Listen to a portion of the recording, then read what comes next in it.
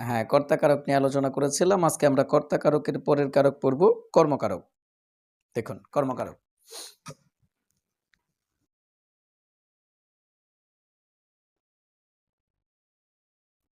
কর্মকারক, কর্মকারক। কর্মকারক হওয়ার জন্য কন্ডিশন বা এর সংজ্ঞা। বাক্যে কর্তা যাকে আশ্রয় করে ক্রিয়া সম্পাদন করবে তাকে বলা হবে বাক্যের কর্মপদ। আবার বলছি, বাক্যে কর্তা যাকে আশ্রয় করে ক্রিয়া সম্পাদন করবে তাকে বলবো আমরা বাক্যের কর্তাপদ, কর্মপদ। এই কর্মপদের সাথে বাক্যের ক্রিয়াপদের যে সম্পর্ক, ওই সম্পর্কটাকে বলা হবে কর্মকারক। আমরা আগে বলছিলাম কারক মূলত সম্পর্কের নাম। কিসের নাম? সম্পর্কের নাম। তাহলে কর্তার সাথে ক্রিয়ার সাথে কর্তার সম্পর্ক, এটাই কর্তাকারক। ক্রিয়ার সাথে কর্ম সম্পর্ক, এটা কর্মকারক। ক্রিয়ার সাথে করণ সম্পর্ক, সেটা করণকারক। তাহলে আমরা বলছিলাম কারক মূলত সম্পর্কের নাম। তাহলে সংজ্ঞায় আবারও বলছি, বাক্যে কর্তা যাকে আশ্রয় করে ক্রিয়া সম্পাদন করে তাকে বলা হয় বাক্যের কর্মপদ। এই কর্মপদটার সাথে বাক্যের ক্রিয়াপদের যে সম্পর্ক, সেই সম্পর্কটাকে বলা হয় কর্মকারক। যেদিন আপনাদেরকে ক্রিয়াপদ পড়াইছিলাম ওদিন আমি শিখাই দিয়েছিলাম যে বাক্য থেকে আপনি কিভাবে কর্ম বের করবেন। বাক্য থেকে ক্রিয়াপদকে কি বা কাকে দ্বারা প্রশ্ন করলে উত্তরে কর্ম পাওয়া যায়, কি বা কাকে দ্বারা প্রশ্ন করলে উত্তরে কর্ম পাওয়া যায়। আর কর্ম হলো দুই প্রকার। কর্ম হলো দুই প্রকার, একটা বস্তুবাচক কর্ম আর একটা ব্যক্তিবাচক কর্ম। আবারও বলছি, কর্ম দুই প্রকার, একটা ব্যক্তিবাচক আর একটা বস্তুবাচক। কোশ্চেন হতে পারে কোন কর্মে বিভক্তিযুক্ত হয়, কোন কর্মে হয় না। ব্যক্তিবাচক কর্মে বিভক্তিযুক্ত হয়, বস্তুবাচক কর্মে বিভক্তিযুক্ত হয় না। আপনারা যদি ইংরেজিও পড়তে যান সেখানে কিন্তু পাবেন অবজেক্ট দুই প্রকার, একটা ডিরেক্ট অবজেক্ট, একটা ইনডিরেক্ট অবজেক্ট। ডিরেক্ট অবজেক্টটাই হলো বস্তুবাচক কর্ম বা প্রধান কর্ম বা মুখ্য কর্ম, আর ইনডিরেক্ট অবজেক্টটাই হচ্ছে ব্যক্তিবাচক কর্ম বা অপ্রধান কর্ম বা গৌণ কর্ম। আচ্ছা, তাহলে বলুন তো কর্ম কত প্রকার? উত্তর হবে দুই প্রকার। কিন্তু যদি বলা হয় কর্মকারক কত প্রকার, সেক্ষেত্রে উত্তর হবে চার প্রকার। তাহলে কর্ম দুই প্রকার আর কর্মকারক হলো চার প্রকার। কর্ম বের করবো আমরা কি দিয়ে? বাক্যের ক্রিয়াকে প্রশ্ন করব কি বা কাকে দিয়ে, তাহলে আমরা উত্তরে বাক্যের কর্মপদটা পেয়ে যাব। চলেন আমরা বললাম নাসিমা বই পড়ে। এখানে ক্রিয়াপদ কোনটা? পড়ে। একে যদি আমরা কোশ্চেন করি নাসিমা কি পড়ে? বই পড়ে, তাহলে এই বইটাই হলো বাক্যের কর্মপদ। এবং এই কর্মপদটার সাথে বাক্যের এই পদের যে সম্পর্ক, ওইটার নামই কর্মকারক।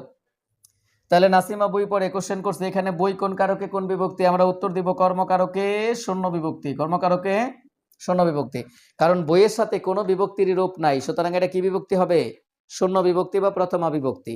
আমরা ওই যে মনে আছে তো, দ্বিতীয় বিভক্তির রূপ কে রে, তৃতীয়া দ্বারা দিয়ে কর্তৃক, চতুর্থী কে রে উদ্দেশ্য জন্য নিমিত্ত, পঞ্চমী হইতে থেকে চেয়ে, ষষ্ঠী রয়ের, সপ্তমী এ ও তে এতে মধ্যে। এগুলো যদি থাকে তাহলে এটা থাকবে ওই বিভক্তি, আর না থাকলে কি হবে? শূন্য বা প্রথমা বিভক্তি। তাহলে এটা হলো শূন্য বা প্রথমা বিভক্তি। এখন আপনাদেরকে দেখাবো যে কর্মকারক চার প্রকার। এই কর্মকারক চার প্রকার কি কি দেখুন।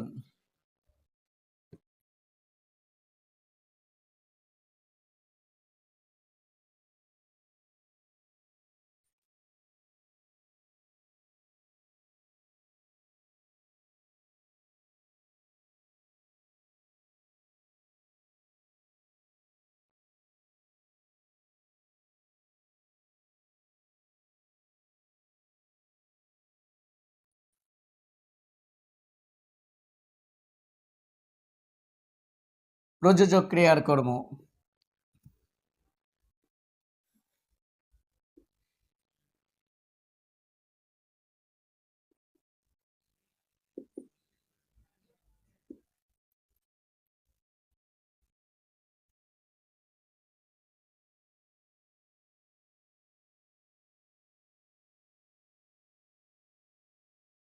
উদ্দেশ্য বা বিধেয় কর্ম। এই হলো কর্মকারক চার প্রকার। তাহলে একটা হলো সকর্ম ক্রিয়ার কর্ম, একটা হলো প্রযোজক ক্রিয়ার কর্ম, একটা হলো সমধাতুজ ক্রিয়ার কর্ম, আর একটা হলো উদ্দেশ্য বা বিধেয় কর্ম। এই হলো কর্মকারক চার প্রকার।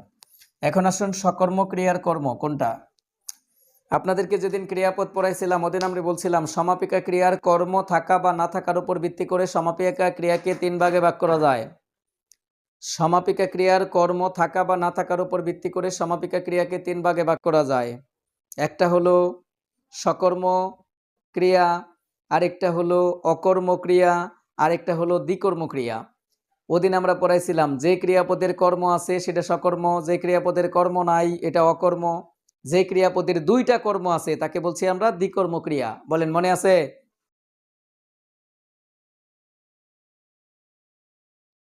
কথা বলেন মনে আছে না পড়েনি? নাই রেখে দিছেন ওইভাবে? রেখে দিলে তারপরে এলাপ কি কষ্ট করে হোদাই? যদি না পড়ে থাকেন তাহলে তো আজকে ক্লাস রেসপন্স করতে পারবেন না, এটি তো স্বাভাবিক। আচ্ছা দেখুন, তাহলে আমরা বলছিলাম সকর্ম ক্রিয়া কি? যে ক্রিয়াপদের কর্ম আছে সেটাই হলো সকর্মিয়া, সকর্ম ক্রিয়া। তাহলে এখানে আমরা বললাম সকর্ম ক্রিয়ার কর্ম। তাহলে সকর্ম ক্রিয়া যদি যে ক্রিয়াপদের কর্ম আছে সেটা যদি সকর্ম ক্রিয়া হয়, তাহলে সকর্ম ক্রিয়ার কর্মটাই তো সকর্ম ক্রিয়ার কর্ম। এই যে কেবল আমি বলছিলাম, ধরেন আমরা বললাম নাসিমা, একটা এক্সাম্পল দিয়েছিলাম, নাসিমা বই পড়ে, বই পড়ে। আচ্ছা, এখানে যদি আমরা একটু এই বইটা কাটতে দেই, কাটতে দিয়ে বলি নাসিমা পড়ে, তাহলে এই বাক্যটার মধ্যে ক্রিয়াপদ আছে, কর্তা আছে, বাক্য কিন্তু অর্থ প্রকাশ করছে। ক্রিয়া আছে, কর্তা আছে, বাক্য অর্থ প্রকাশ করছে, নাসিমা পড়ে। এবার আপনি নাসিমার যে পড়ে, এই পড়ে ক্রিয়াটাকে কোশ্চেন করেন তো, নাসিমা কি পড়ে বা কাকে পড়ে? উত্তর নাই, উত্তর নাই। যখনই উত্তর নাই তখনই এই বাক্যটার মধ্যে কি নাই? কর্ম নাই। আর যখনই বাক্যটার মধ্যে কর্ম নাই, ঠিক তখনই এই ক্রিয়াটাকে আমরা বলছি অকর্ম ক্রিয়া। কি ক্রিয়া? অকর্ম ক্রিয়া। আচ্ছা, এখন আমরা এখানে দিয়ে দিলাম নাসিমা বই পড়ে। তাহলে এবার বলেন তো, আপনি যদি আমরা পড়ে কি কোশ্চেন করি নাসিমা কি পড়ে, তাহলে আমরা উত্তরে পাই বই পড়ে। তাহলে বইটাই হলো কি? বাক্যের কর্মপদ। এবং এই যে কর্মটা, এই কর্মটাকেই বলছি আমরা, যখনই কর্ম আছে তখন এই ক্রিয়াটার নাম সকর্ম ক্রিয়া। তাহলে এই সকর্ম ক্রিয়ার কর্ম কোনটা? এটা। তাহলে যদি বলা হয় নাসিমা বই পড়ে, এখানে বই কোন কর্ম? তাহলে আমরা এই যে উত্তর দিয়ে দিব সকর্ম ক্রিয়ার কর্ম, সকর্ম ক্রিয়ার কর্ম। এখন যদি বলে এটা কোন কারক, তাহলে আমরা উত্তর দিব যেহেতু এটা কর্ম সুতরাং এটা কর্মকারক। আচ্ছা, এবার যদি বলে কোন কারকে কোন বিভক্তি, তাহলে আমরা আগে বলে দিছিলাম যে কর্মকারকে শূন্য বিভক্তি, কর্মকারকে শূন্য বিভক্তি। বলেন তো ব্যাপারটা বুঝছেন? হুম, আচ্ছা, আরো এক্সাম্পল দিব, আর এক্সাম্পল দিব। আপনি খালি এখানে এই জায়গাটার মধ্যে চেঞ্জ করে দিবেন, কর্তা, কর্ম, ক্রিয়া, এগুলা খালি এই যে কর্মটা খালি চেঞ্জ করে দিবেন। যদি আমরা এরকম বলি যে নাসির মা ফুল তুলে, তাহলে এখানে ফুলটা কর্ম, সকর্ম ক্রিয়ার কর্ম। আপনি এটা বাদ দেন। নাসিমা অঙ্ক করে, তাহলে অঙ্কটা। আমরা যদি বলি নাসিমা ব্যাকরণ পড়ে, তাহলে ব্যাকরণটা। আমরা যদি বলি নাসিমা ওই কি জানি উপন্যাস পড়ে, তাহলে উপন্যাসটা কর্ম। আচ্ছা, তাহলে এটা ছিল সকর্ম ক্রিয়ার কর্ম। এবার দেখেন প্রযোজক ক্রিয়া চিনেন কিনা? প্রযোজক ক্রিয়া আমি ওদিনই আপনাদেরকে পড়াইছিলাম যে গঠন অনুসারে ক্রিয়াপদ 5 প্রকার। যেদিন ক্রিয়া পড়াইছি, গঠন অনুসারে ক্রিয়াপদ 5 প্রকার। একটা সরল ক্রিয়া, আরেকটা হলো প্রযোজক বা নিযন্ত ক্রিয়া, আরেকটা হলো নাম ক্রিয়া, আরেকটা যৌগিক ক্রিয়া, আরেকটা হলো সংযোগ ক্রিয়া। মনে আছে? ওদিন আপনাকে চিনাইছিলাম যে প্রযোজক বা নিযন্ত ক্রিয়া কাকে বলে। প্রযোজক বা নিযন্ত ক্রিয়ার যে কর্ম সেটাকে বলবো আমরা প্রযোজক বা নিযন্ত ক্রিয়ার কর্ম। তাহলে আগে আপনাকে প্রযোজক ক্রিয়া বের করতে হবে, এরপরে আপনি প্রযোজক বা নিযন্ত ক্রিয়ার কর্ম বের করতে পারবেন। আমরা খুব সহজ করে বলেছিলাম, বাক্যের মধ্যে যদি 2টা কর্তা থাকে, 2টা কর্তা, একটা প্রযোজক কর্তা আর একটা প্রযোজ্য কর্তা। গত ক্লাসে পড়াই গেছি প্রযোজক কর্তা কি, প্রযোজ্য কর্তা কি। মনে আছে? বলেন মনে আছে? একজনে কাজ করবে, একজনে কাজ করবে, আরেকজনে মাতবরি করবে। যিনি মাতবরি করবে তিনি প্রযোজক, আর যিনি কাজটা করবে তিনি প্রযোজ্য। এই 2 কর্তার যে ক্রিয়া, ওই ক্রিয়াটাকে বলা হয় প্রযোজক বা নিযন্ত ক্রিয়া। তাহলে এই ক্রিয়াপদের যে কর্ম, সেই কর্মটাকেই বলা হয় প্রযোজক বা নিযন্ত ক্রিয়ার কর্ম। তাহলে আমরা যদি এরকম বলি, দেখেন তো, শিক্ষক ছাত্রদের ব্যাকরণ পড়াচ্ছেন। শিক্ষক ছাত্রদের ব্যাকরণ পড়াচ্ছেন। বলেন ক্রিয়াপদ কোনটা? পড়াচ্ছেন। কে পড়াচ্ছেন? শিক্ষক। এটা বাক্যের প্রযোজক কর্তা। পড়ার কাজটা করতেছে কেনা? ছাত্ররা। এটা বাক্যের প্রযোজ্য কর্তা। তাহলে বাক্যের মধ্যে প্রযোজক কর্তা বা প্রযোজ্য কর্তা আছে। এই 2 কর্তার যে ক্রিয়াপদ, সেই ক্রিয়াপদকে আমরা বলছিলাম প্রযোজক বা নিযন্ত ক্রিয়া। তাহলে এটা প্রযোজক বা নিযন্ত ক্রিয়া। এখন এই ক্রিয়াটাকে কোশ্চেন করেন যে শিক্ষক ছাত্রদের কি পড়াচ্ছে, কি ব্যাকরণ, তাহলে এই ব্যাকরণটা হলো বাক্যের কর্ম। দেখেন তো কর্ম আছে কিনা, আছে। তাহলে এই ক্রিয়াটার নাম জানি কি, প্রযোজক বা নিযন্ত ক্রিয়া। যেহেতু এই ক্রিয়াটা প্রযোজক বা নিযন্ত ক্রিয়া, তাহলে এই ক্রিয়াপদের কর্মটাকেই বলবো আমরা প্রযোজক ক্রিয়ার কর্ম। সুতরাং এখানে ব্যাকরণটা হলো প্রযোজক ক্রিয়ার কর্ম। কারক পরে যদি এর আগেই কোশ্চেন করে শিক্ষক ছাত্রদের ব্যাকরণ পড়াচ্ছেন, এখানে ব্যাকরণ কোন কর্ম, বলেন আনসার করতে পারবেন? বলেন ব্যাকরণ কোন কর্ম?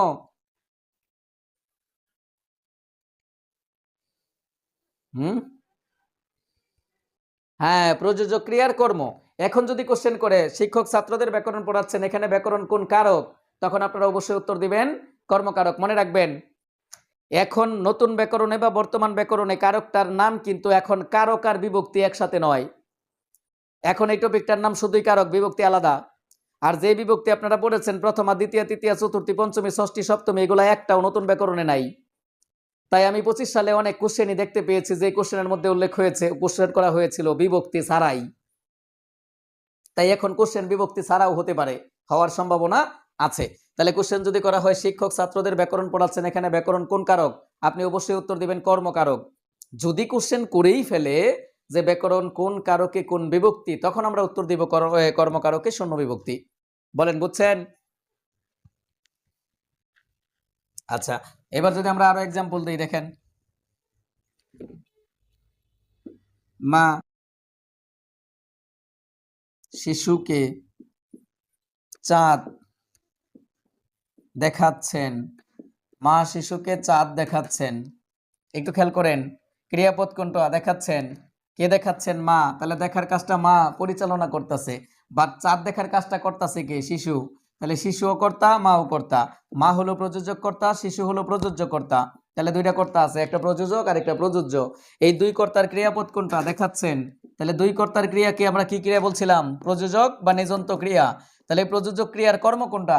দেখাচ্ছেন। বলেন তো, একে যদি আমরা কোশ্চেন করি মা কি দেখাচ্ছেন, তাহলে চাঁদ। এই যে চারটা হলো প্রযোজক বা নিযন্ত ক্রিয়ার কর্ম, প্রযোজক বা নিযন্ত ক্রিয়ার কর্ম। যদি এবার বলা হয় এটা কোন কারক, তাহলে আমরা উত্তর দিয়ে দিব কর্মকারক।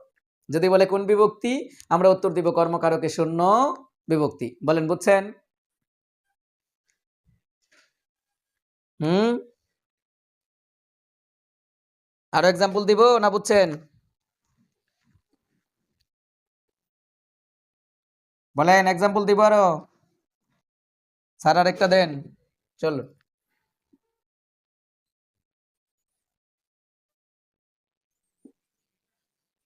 রাখাল গরুকে ঘাস খাওয়ায়, রাখাল গরুকে ঘাস খাওয়ায়। একটু খেয়াল করে দেখেন, গরুকে বানানটা পরিবর্তন করা হয়েছে, গরু বানানে পরিবর্তন হয়েছে। শুদ্ধ বানানে কোশ্চেন হলে হতেও পারে। রাখাল গরুকে ঘাস খাওয়ায়, ক্রিয়াপদ কোনটা? খাওয়ায়। বলেন কে খাওয়ায়? রাখাল। ঘাসটা খাইতেছে কে? গরু। তাহলে গরুও কাজ করতেছে, রাখালও কাজ করে। রাখাল কি কাজ করে? রাখাল গরুরে কয় ওই এদিকে যাইস না, এটা বারেক কানার তরমুজ ক্ষেত।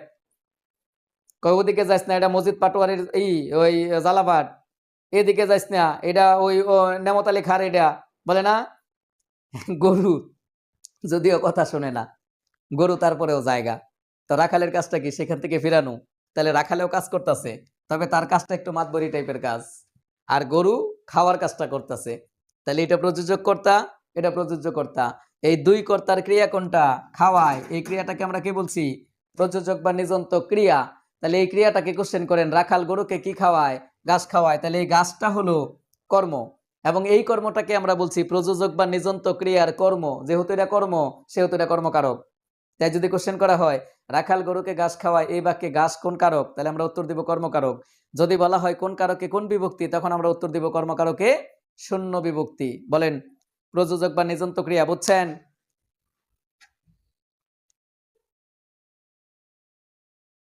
কথা বললেন, কথা বললেন।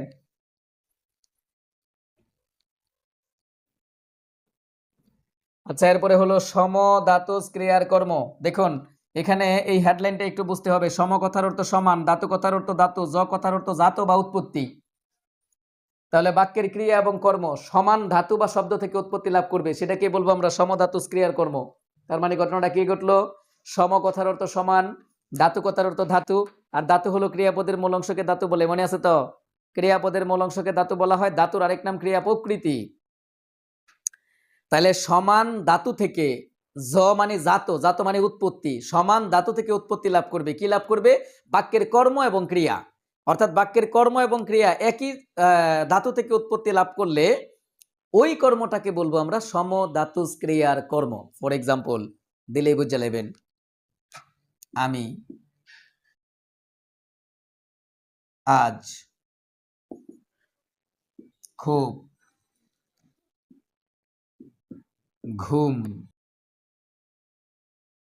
ঘুমিয়েছি। আমি আজ খুব ঘুমিয়েছি। একটু খেয়াল করবেন, ক্রিয়াপদ কোনটা? ঘুমিয়েছি। কি করেছি? ঘুমিয়েছি। তাহলে এটা বাক্যের কর্ম। এই বাক্যের কর্মপদটা গঠিত হলো কিভাবে দেখুন। এটাকে আমরা ভাঙলে যেরকম পাই, ঘুম যোগ অ, এই যে ময়ের সাথে হসন্ত দিলাম, অটা আলাদা হয়ে গেল। এবার হসন্তটা উড়ায় দিব, অটা একসাথে হয়ে যাবে। তাহলে কি হবে? এই যে ঘুম। তাহলে ঘুম শব্দটা তৈরি হয়েছে, তার মূল শব্দ কোনটা? এই যে ঘুম। এবার দেখেন ঘুমিয়েছি শব্দটার মূল শব্দ কোনটা? ঘুম যোগ ইয়েছি, ইয়েছি ইকুয়াল টু ঘুমিয়েছি। তার মানে ঘটনাটা কি দাঁড়াইলো? বাক্যের ক্রিয়াপদ যে শব্দটা থেকে উৎপত্তি লাভ করলো, বাক্যের কর্মপদ ঠিক ওই একই শব্দ থেকে উৎপত্তি লাভ করেছে। এজন্য আমরা এই কর্মটাকে বলবো সমধাতু ক্রিয়ার কর্ম। বলেন তো, বুঝলেন ঘটনাটা?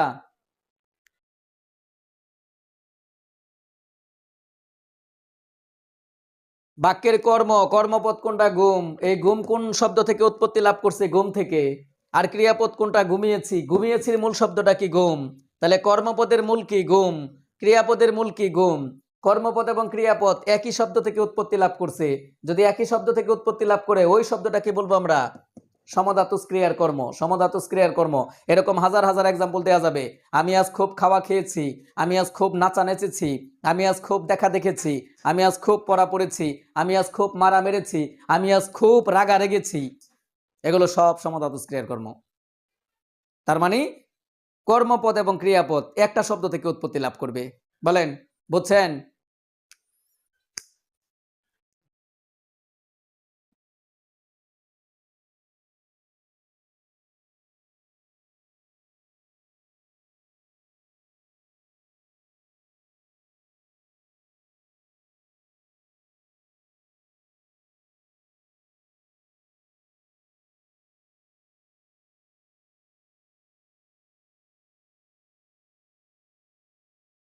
আমি আজ খুব পড়া পড়েছি, ক্রিয়াপদ পড়েছি। কি পড়েছি? পড়া পড়েছি। এটা কর্মপদ। এই কর্মপদ তৈরি হলো কিভাবে? পর ধরো পর যোগ আ ইকুয়াল টু পড়া। আর পড়েছি কিভাবে হয়েছে? পর যোগ এ ছি ইকুয়াল টু পড়েছি। এবার বলেন বাক্যের ক্রিয়াপদের মূল কি? পর। বাক্যের কর্মপদের মূল কি? পর। তার মানে একই মূল থেকে বাক্যের কর্ম এবং ক্রিয়ার উৎপত্তি হয়েছে। এই কর্মটাকে আমরা বলবো সমধাতু ক্রিয়ার কর্ম। বলেন, বুঝছেন?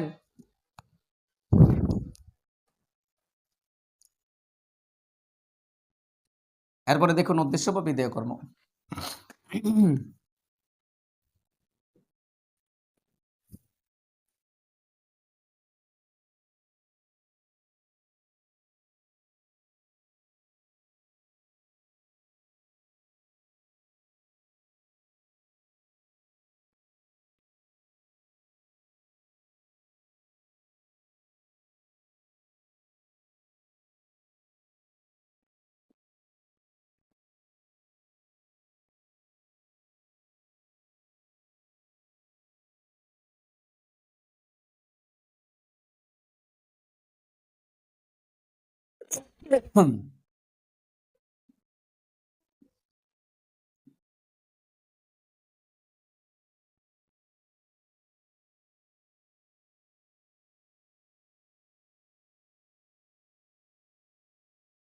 তিনটা বাক্য দিয়েছি আমরা। এই বাক্যের একটা সাধারণ বৈশিষ্ট্য আছে, বৈশিষ্ট্যটা দেখে নাকে এখান থেকে আমরা উদ্দেশ্য বা বিধেয় কর্ম আনসার করে ফেলবো। কিভাবে? হলুদকে মোরা হরিদ্রা বলি, দেশকে মোরা জননী বলি, দুধকে মোরা দুগ্ধ বলি। এই বাক্যটার মধ্যে, এই বাক্যগুলোর মধ্যে একটা কমন বৈশিষ্ট্য আছে। বৈশিষ্ট্যটা কি দেখুন, এই যে হরিদ্রা, এটা আমরা কাকে বলছি? দেখেন, হলুদকে বলছি। এই যে আমরা বলছি জননী, এই জননী আমরা কাকে বলছি? দেশকে বলছি। এই যে আমরা বললাম দুগ্ধ, এই দুগ্ধ আমরা কাকে বলছি? দুধকে বলছি। তাহলে এখানে দেখা গেল আমরা একটা নামকে একটা বাক্যের মধ্যে দুইটা নামে উপস্থাপন করছি। বলেন ঠিক না ঠিক? হুম, বাক্যের মধ্যে আমরা একটা নামকে দুইটা নামে উপস্থাপন করছি। হরিদ্রা আমরা কাকে বলছি? হলুদকে। জননী আমরা কাকে বলছি? দেশকে। দুগ্ধ আমরা কাকে বলছি? দুধকে। তার মানে একটা বাক্যের মধ্যে আমরা একটা নামকে দুইটা নামে উপস্থাপন করছি। ঠিক না ঠিক? কথা বলেন, বুঝছেন? একটা বাক্যের মধ্যে দুইটা নাম যে আমরা উপস্থাপন করছি, এটা বুঝছেন? যদি এটা বুঝে থাকেন, তাহলে এই যে প্রথম নামগুলো হবে উদ্দেশ্য কর্ম, উদ্দেশ্য কর্ম। প্রথম নামগুলো হবে উদ্দেশ্য কর্ম, আর এই পরের নামগুলো হবে বিধেয় কর্ম। উদ্দেশ্য কর্ম, প্রথম নামগুলো উদ্দেশ্য কর্ম, পরের নামগুলো হবে বিধেয় কর্ম। আচ্ছা, এখানে দেখেন সবকটাতে কে আছে? তাহলে এগুলো সবই হবে কর্মকারকের দ্বিতীয় বিভক্তি। কর্মকারকের দ্বিতীয় বিভক্তি। যদি বলা হয় এগুলো কোন কর্ম, আমরা উত্তর দিব উদ্দেশ্য কর্ম। আর যদি বলা হয় এগুলো কোন কর্ম, তাহলে আমরা উত্তর দিব বিধেয় কর্ম। যদি বলা হয় এগুলো কোন কারকে কোন বিভক্তি, সব কটার মধ্যে দেখেন এই যে এখানে আ আছে, এখানে দীর্ঘ ই আছে, এখানে ও আছে, এগুলো কোনো বিভক্তির রূপ না, তাই এগুলো হবে শূন্য। এগুলো হবে কর্মকারকের শূন্য, এগুলো হবে কর্মকারকের দ্বিতীয় বা চতুর্থী। দ্বিতীয় বা চতুর্থী মনে রাখবেন, সম্প্রদান কারকে শুধু দ্বিতীয় হওয়ার সম্ভাবনা নাই, সবসময় কে রে থাকলে চতুর্থী হবে। কিন্তু অন্যান্য কারকে কে রে থাকলে দ্বিতীয় হতে পারে, চতুর্থী হতে পারে। তাহলে এটা দ্বিতীয় বা চতুর্থী দুটোই হতে পারে, কিন্তু যদি সম্প্রদান কারক হতো তাহলে শুধু চতুর্থী হতো, দ্বিতীয় হওয়ার সম্ভাবনা থাকতো না। তাহলে বলুন, হলুদকে কোন কারক? কর্মকারক। কর্মকারকে কোন বিভক্তি? দ্বিতীয়া। দেশকে কোন কারক? কর্মকারক। কর্মকারকে কোন বিভক্তি? দ্বিতীয়া। দুধকে কোন কারক? কর্মকারক। কর্মকারকে কোন বিভক্তি? দ্বিতীয়া। হরিদ্রা কোন কারক? কর্মকারক। কর্মকারকে কোন বিভক্তি? শূন্য। জননী কোন কারক? কর্মকারক। কর্মকারকে কোন বিভক্তি? শূন্য। দুগ্ধ কোন কারক? কর্মকারক। কর্মকারকে কোন বিভক্তি? উত্তর হবে শূন্য। তাহলে এবার একটু বলেন তো, উদ্দেশ্য কর্ম বা বিধেয় কর্ম, এটা বুঝলেন কিনা? আচ্ছা, এটা ছিল আমাদের কর্মকারকের 4 প্রকার আলোচনা। এরপরে কর্মকারক থেকে প্রচুর এক্সাম্পল আপনারা পেয়ে যাবেন, কর্মকারকের পরে পড়ে নেবেন। হ্যাঁ,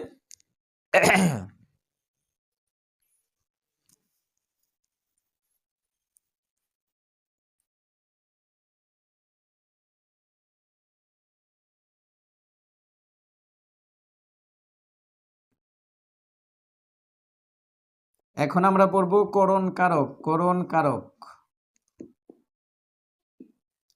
করণ কারক পড়ার জন্য আমরা করণ শব্দের অর্থ কি সেটা জেনে নেওয়ার চেষ্টা করব। করণ শব্দের অর্থ যন্ত্র, সহায়ক, উপকরণ, মাধ্যম। আবার বলছি, করণ কথার অর্থ যন্ত্র, সহায়ক, উপকরণ, মাধ্যম। তাহলে করণ শব্দের অর্থ কয়টা পেলাম আমরা? 4টা। কর্তা, বাক্যে যে যন্ত্র, যে সহায়ক, যে উপকরণ, যে মাধ্যম দিয়ে ক্রিয়াটা সম্পাদন করবে বা ক্রিয়াটা সম্পন্ন করবে, সেই মাধ্যম, সেই উপকরণ, সেই সহায়কটাকে আমরা বলবো বাক্যের করণ পদ। কোন পদ? করণ পদ। বাক্যের এই করণ পদের সাথে ক্রিয়াপদের যে সম্পর্ক, সেই সম্পর্কটার নাম হবে করণ কারক। আবার বলছি, করণ কথার অর্থ যন্ত্র, সহায়ক, উপকরণ, মাধ্যম। কর্তা, বাক্যে যে উপকরণ বা যে মাধ্যম বা যে সহায়কটা দিয়ে কাজটা সম্পূর্ণ করবে, সেই উপকরণ বা মাধ্যমটাকে বলছি আমরা বাক্যের করণ পদ। কোন পদ? করণ পদ। এই করণ পদের সাথে বাক্যের ক্রিয়াপদের যে সম্পর্ক, সেই সম্পর্কটাকে বলছি আমরা করণ কারক। করণ কারকের কোনো প্রকারভেদ নাই, কয়েকটা এক্সাম্পল দেওয়ার চেষ্টা করছি, দেখুন বোঝেন কিনা।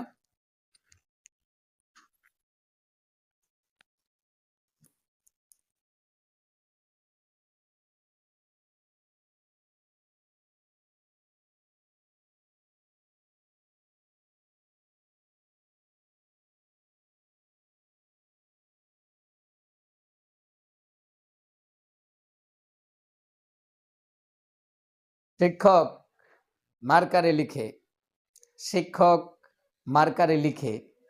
দেখুন লেখার কাজটা করতেছে কে? শিক্ষক, এটা বাক্যের কর্তা। লিখে এটা হলো বাক্যের ক্রিয়াপদ। এখন শিক্ষক যে লিখতাছে, লিখার কাজটা যে সে করতেছে, কি দিয়ে করতেছে? মার্কার দিয়ে। তার মানে তার লেখার মাধ্যম বা উপকরণটা কি? মার্কার। তাহলে এখানে মার্কারটা হবে কি? বাক্যের করণ পদ। কোন পদ? করণ পদ। তাহলে এই পদটার সাথে এই পদের যে সম্পর্ক, ওই সম্পর্কটার নামই তো করণ কারক। তাহলে এখানে মার্কারে এটা করণ কারক। করণ কারকে কোন বিভক্তি? উত্তর হবে করণ কারকে সপ্তমী বিভক্তি। লিংচে। আচ্ছা, তাহলে আমরা বলছিলাম শিক্ষকের লেখার উপকরণটা কি? মার্কার। তাহলে মার্কারটা কি? বাক্যের করণ পদ। এই করণ পদের সাথে বাক্যের ক্রিয়াপদের যে সম্পর্ক, সেই সম্পর্কটার নামই হলো করণ কারক। তাহলে এখানে মার্কারটা যদি করণ পদ হয়, এটাই তো করণ কারক। তাহলে করণ কারকে কোন বিভক্তি? এই যে শেষে এ আছে, সুতরাং উত্তর হবে সপ্তমী বিভক্তি। তাহলে এটা করণ কারকে সপ্তমী বিভক্তি। এবার বলেন, আমরা বললাম আমি রিক্সা দিয়ে কোচিং এ এসেছি। রিক্সা দিয়ে কোচিং এ এসেছি। এবার আপনি বলেন, আমি যে এসেছি, আমার আসার, এই যে কোচিং এ যে আমি আসলাম, আমার আসার মাধ্যমটা কি ছিল? এই যে রিক্সা। সুতরাং রিক্সাটা বাক্যের করণ পদ। কি পদ? করণ পদ। তাহলে এর সাথে এই যে এসেছি ক্রিয়াপদের যে সম্পর্ক, ওই সম্পর্কটার নাম করণ কারক। তাহলে শুধু রিক্সা করণ কারক, করণ কারকে শূন্য বিভক্তি। কিন্তু যদি বলা হয় রিক্সা দিয়ে কোচিং এ এসেছি, তাহলে এই পর্যন্ত, দিয়ে পর্যন্ত কোন কারকে কোন বিভক্তি? উত্তর হবে করণ কারকে তৃতীয়া বিভক্তি। কারণ এই যে দ্বারা দিয়ে কর্তৃক আছে। তাহলে রিক্সা দিয়ে পর্যন্ত কোশ্চেন করলে করণে তৃতীয়া, আর শুধু রিক্সা কোশ্চেন করলে করণে শূন্য। বলেন এই দুইটা এক্সাম্পল দিলাম, এই দুইটা কি বুঝছেন? এক্সাম্পল আমি আরো দিব, এই দুইটা বুঝছেন কিনা বলেন?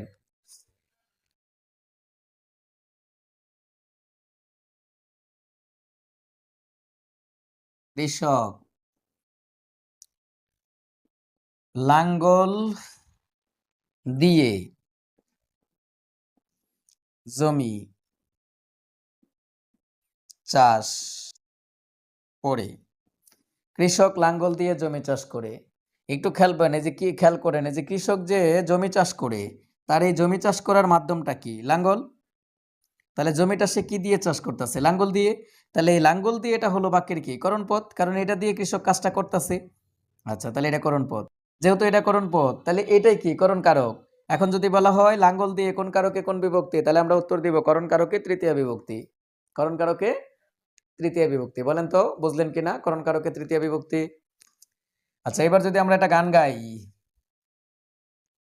গান। নীল আকাশের নিচে আমি রাস্তা চলেছি একা। দেখেন নীল আকাশের, নীল আকাশের নিচে আমি, নিচে আমি রাস্তা চলেছি একা। রাস্তা, রাস্তা চলেছি একা। নীল আকাশের নিচে আমি রাস্তা চলেছি একা। এই যে নীল আকাশের নিচে আমি রাস্তা চলেছি একা, আমি যে চলেছি, কি দিয়ে চলছি বলেন তো? আমার চলার মাধ্যমটা কি? রাস্তা। সুতরাং রাস্তাটা এখানে করণ পদ। কোন পদ? করণ পদ। তাহলে এই করণ পদের সাথে চলেছি ক্রিয়াপদের সম্পর্কটা কি? সম্পর্কটা হলো করণ পদ। এটা করণ পদ। যেহেতু করণ পদের সাথে ক্রিয়াপদের সম্পর্ক, সুতরাং এটা করণ কারক। তাহলে এই রাস্তাটা হলো করণ কারক। করণ কারকে কোন বিভক্তি? শেষে আছে আ।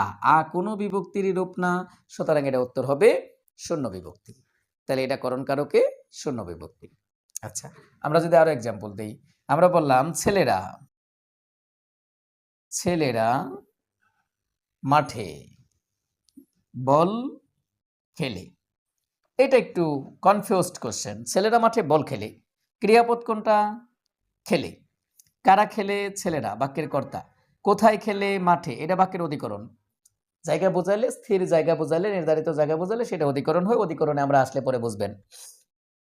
এখন ছেলেরা মাঠে খেলে, আপনি যদি খেলে কি কোশ্চেন করেন, ছেলেরা মাঠে কি খেলে, তাহলে উত্তর আসে বল। তাহলে এই কি দিয়ে কোশ্চেন করলে উত্তরে পাওয়া যায় কর্ম, সুতরাং এটা কর্মকারক হওয়ার কথা। অনেকে হয়তো এটা আনসারও করবে কর্মকারক, কিন্তু ভাই এটা কর্মকারক হবে না। কেন হবে না? ছেলেরা যে মাঠে খেলে, ছেলেদের মাঠের খেলার উপকরণটা কি, মাধ্যমটা কি, তাদের মাধ্যমটা হলো বল। যেহেতু এটা খেলার উপকরণ বা মাধ্যম, সুতরাং এটা করণকারক। কোন কারক? করণকারক। করণকারকে শূন্য বিভক্তি। বলেন তো, বুঝলেন ঘটনাটা? হুম, আচ্ছা, আমরা বললাম আরেকটা এক্সাম্পল, লাস্ট এক্সাম্পল, লোকটি জাতিতে বৈষ্ণব। লোকটি জাতিতে বৈষ্ণব। আচ্ছা, সনাতনী যদি কেউ থাকেন আমার সাথে লাইভে, তাহলে দেখবেন সনাতন ধর্মের প্রধান দেবতা আছে তিনজন, ব্রহ্মা, বিষ্ণু এবং শিব। এই ভগবান বিষ্ণুর যারা উপাসক তাদেরকে বলা হয় বৈষ্ণব। ভগবান বিষ্ণুর যারা উপাসক তাদেরকে বলা হয় বৈষ্ণব। তাহলে লোকটি যে বৈষ্ণব, এটা আমরা চিনলাম তার কিসের মাধ্যমে? জাতের মাধ্যমে। সুতরাং তার জাত দ্বারা চিনলাম। তাহলে আমাদের চেনার উপায়টা কি? জাত। তাহলে এই জাতটাকে বলছি আমরা করণকারক। করণকারকে, করণকারকে এটা হলো জাতিতে, তাহলে করণকারকে সপ্তমী বিভক্তি। করণকারকে সপ্তমী। বলেন তো, করণকারকটা বুঝলেন?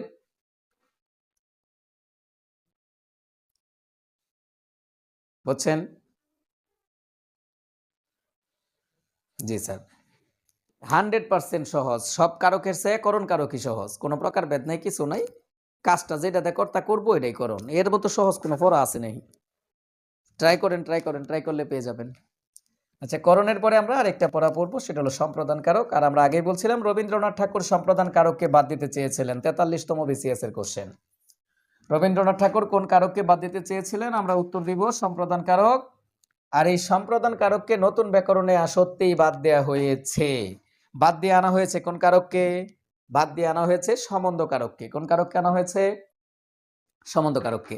আমরা তবুও সম্প্রদান পড়বো, যদি পরীক্ষার মধ্যে সম্প্রদান থেকে কোশ্চেন এসেই পড়ে, তাহলে আমরা যেন আনসার করতে পারি। এজন্য আমরা সম্প্রদানও পড়বো, সম্বন্ধও পড়বো। তাহলে মাসে কারক পড়বে 6টা, আমরা পড়বো 7টা। ব্যাপারটা কি বুঝে ধরেছে? হ্যাঁ, আচ্ছা, হ্যাঁ, কিছু বলছেন না? সম্প্রদান,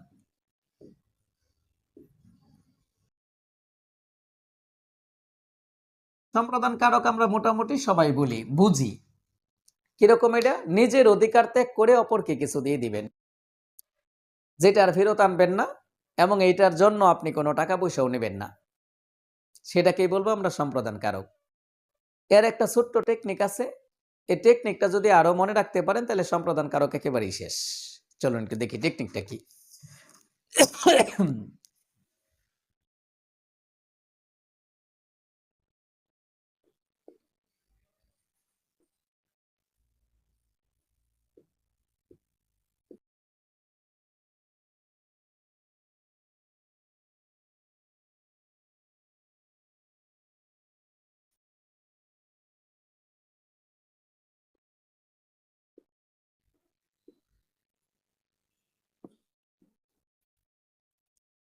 যাকে দিবেন সেটা হলো কর্ম, সরি, যাকে দিবেন সেটা হলো সম্প্র মানে সম্প্রদান। আর যেটা দিবেন বা যা দিবেন সেটা হলো কর্ম। কর্ম মানে কর্মকারক। তাহলে যাকে দিবেন সেটা সম্প্রদান, আর যা দিবেন সেটা কর্ম। এই একটা থিওরি মনে রাখলে সম্প্রদান কারক শেষ। চলুন একটু দেখি।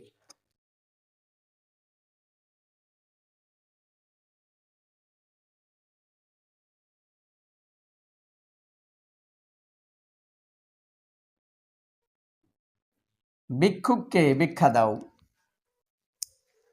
তাহলে বাক্যের থিমটা কি? আপনি ভিক্ষুককে ভিক্ষা দিলেন, সেটা কি আরো ফেরত আনবেন? না, ফেরত আনার সম্ভাবনা নাই। যেহেতু ফেরত আনবেন না, সুতরাং এটা সম্প্রদান কারক। কি কারক? সম্প্রদান কারক। তাহলে একটু খেয়াল করেন, ভিক্ষাটা দিলেন কাকে? এই যে আমরা বলছিলাম যাকে দিবেন সেটা সম্প্র, তাহলে ভিক্ষুককে দিয়েছেন, এটা সম্প্রদান।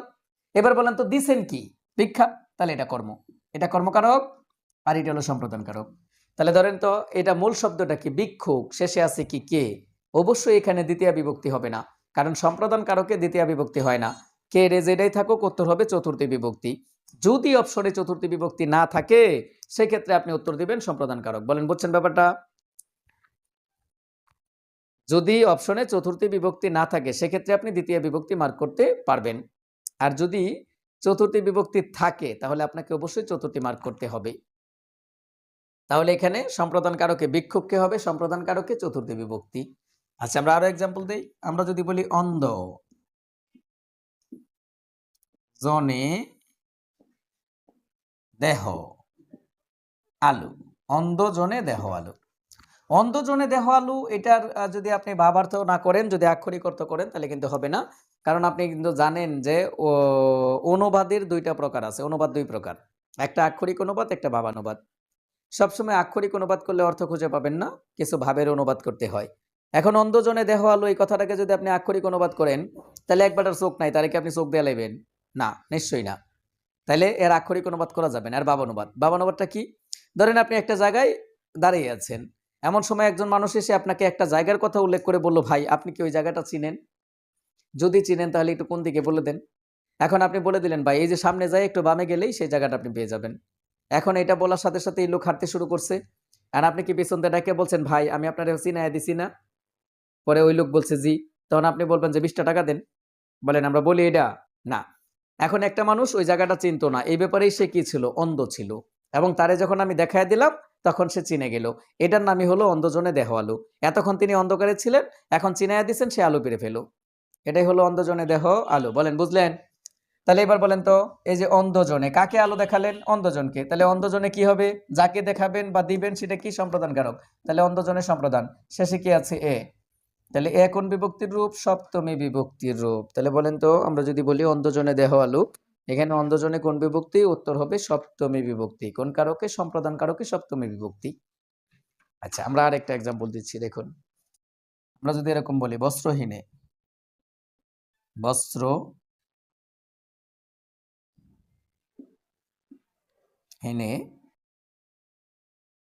বস্ত্র দাও, বস্ত্রহীনে বস্ত্র দাও। তার মানে কি? একজনের কাপড় নাই, তাকে আপনি কাপড় দিলেন। তাহলে কাপড়টা দিলেন যাকে, সেটাই সম্প্রদান। কাকে দিলেন? যার বস্ত্র নাই তাকে দিলেন, তাহলে এটা সম্প্রদান। দিলেন কি? বস্ত্র, এটা কর্ম। তাহলে এটা সম্প্রদান কারকে সপ্তমী বিভক্তি, আর এটা হলো কর্মকারকে শূন্য বিভক্তি। অন্ধজনে দেহ আলো, আলোটা হলো কর্মকারকে শূন্য বিভক্তি, কর্মকারকে শূন্য বিভক্তি। আর এখানে বস্ত্রটা কর্মকারকে শূন্য, আর বস্ত্রহীনে সম্প্রদানে সপ্তমী, অন্ধজনে সম্প্রদানে সপ্তমী, ভিক্ষুককে সম্প্রদানে চতুর্থী। এটা ছিল সম্প্রদান কারক। নবম দশম শ্রেণীর বোর্ড বইয়ে সম্প্রদান কারক থেকে একটা গাতব্য আছে। এই গাতব্যটা হলো, গাতব্য বা জ্ঞাতব্য, এটা মানেটা হলো আপনাকে এটা মুখস্থ রাখতে হবে। একটা বাক্যই দেয়া ছিল, আমরা সেই বাক্যটা একটু লিখে আপনাদেরকে দেখানোর চেষ্টা করছি। দেখুন,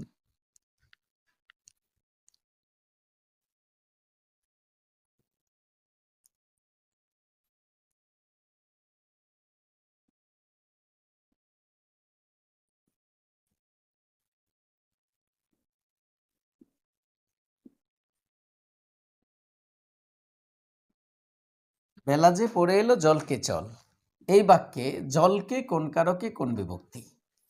নবম দশম শ্রেণীর বোর্ড বইয়ে এই কথাটা এইভাবে বলা আছে, এটাকে বলতে হবে নিমিত্তার্থে, নিমিত্তার্থে চতুর্থী বিভক্তি, নিমিত্তার্থে চতুর্থী বিভক্তি। তাহলে এটা কি করবেন? এটিএম, এটিএম করবেন, একটা নাম মুখস্থ এই বাক্যটা। তাহলে স্যার বেলা যে পড়ে এলো জলকে চলে, বাক্যটার অর্থটা কি? বেলা যে শেষ হয়ে গেল তাড়াতাড়ি চল, এটা কি বলা হয়েছে? বেলা যে পড়ে এলো জলকে চল। আচ্ছা, এটা ছিল আমাদের সম্প্রদান কারক। এখন আপনারা চাইলে আমরা অপাদান কারকে যাব, তা না হয় এখানে রেখে দিব।